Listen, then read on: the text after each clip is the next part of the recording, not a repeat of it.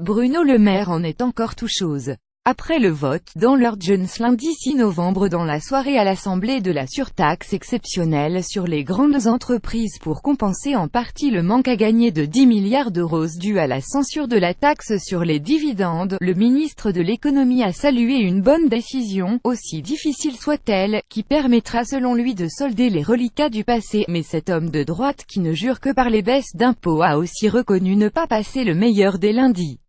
Avec cette surtaxe, l'ex-LR Bruno Le Maire a assuré notamment le maintien de la réduction du déficit sous le seuil des 3%, afin que la France ne soit plus le dernier pays de la zone euro, avec l'Espagne, en procédure pour déficit excessif.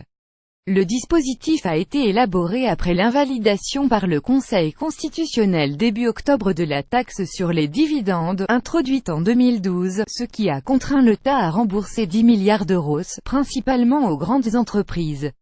Une taxe à 5,4 milliards au lieu du taux normal de 33,3%. Les bénéfices des 320 plus grands groupes, réalisant plus de 1 milliard de hausse de chiffre d'affaires, seront taxés à 38,3%, et même à 43,3% pour ceux dont l'activité dépassera 3 milliards d'euros cette année.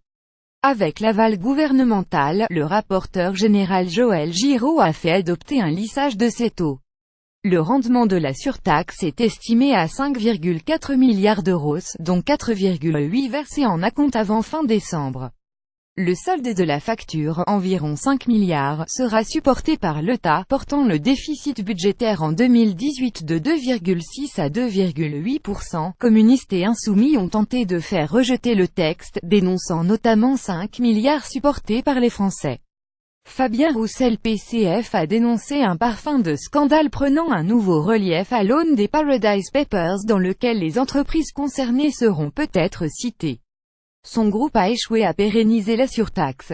Le mammouth financier ne mérite pas que la nation paye encore pour l'engraisser un peu plus, a lancé l'insoumis Éric Coquerel, proposant vainement, comme le PCF, de financer les 5 milliards en reportant la suppression de l'ISF notamment.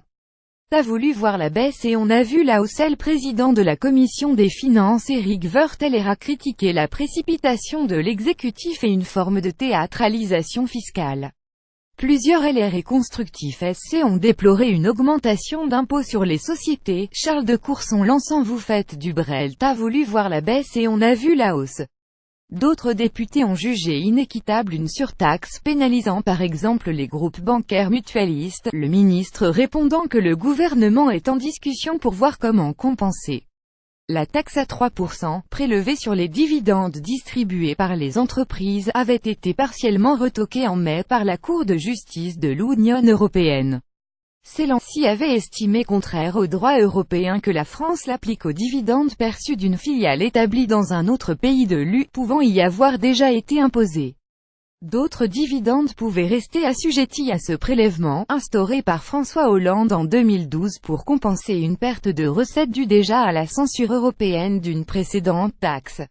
Mais le Conseil constitutionnel y a vu une atteinte au principe d'égalité. Règlement de compte. L'affaire a tourné au règlement de compte politique, notamment entre l'actuel gouvernement et l'ancienne majorité. Bruno Le Maire a même parlé de scandale d'État et a saisi l'inspection générale des finances IGF, qui doit rendre un rapport sur les responsabilités vendredi. En défense, les socialistes ont plaidé notamment qu'en 2012 toutes les analyses concluaient à la conformité au droit communautaire. Et plusieurs orateurs ont rappelé que le secrétaire général adjoint de l'Élysée chargé alors de l'économie s'appelait Emmanuel Macron. Avec AFP.